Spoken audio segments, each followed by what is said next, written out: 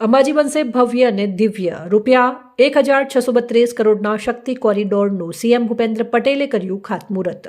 નમસ્કાર દર્શક મિત્રો, આદ્યશક્તિ ધામ અંબાજી હવે નવા અવતારમાં જોવા મળશે. ગુજરાતના મુખ્યમંત્રી ભૂપેન્દ્ર પટેલે અંબાજી ખાતે મા અંબાના ચરણોમાં શીશ ઝુકાવી રાજ્યની શાંતિ અને સમૃદ્ધિ માટે પ્રાર્થના કરી હતી.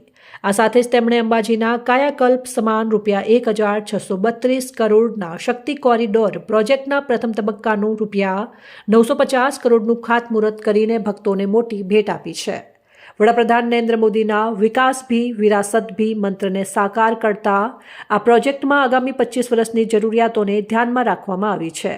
પ્રથમ તબક્કાનું બજેટ ₹950 કરોડ, કનેક્ટિવિટી, મુખ્ય મંદિર, ગબ્બર અને માનસરોવરને જોડતો ભવ્ય શક્તિપીઠ, યાત્રી સુવિધાઓ, મલ્ટીલેવલ પાર્કિંગ, અંડરપાસ રોડ અને વિશાળ યાત્રી નિવાસ, મનોરંજન અને જ્ઞાન, અત્યાધુનિક એમ્ફી થિયેટર, દિવ્ય દર્શન ચોક અને શાનદાર લાઇટ અને સાઉન્ડ શો.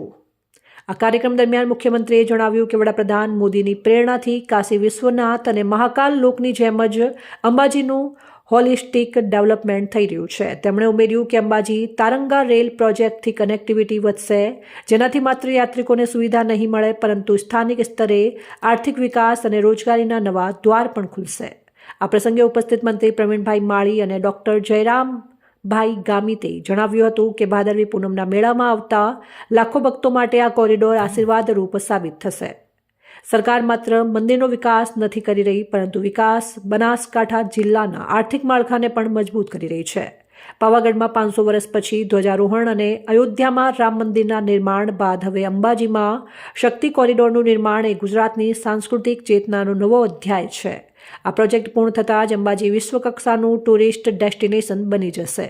અહેવાલ અલ્પેશ સિંહ વાઘેલા, અજોડ આવાજ, બનાસકાંઠા.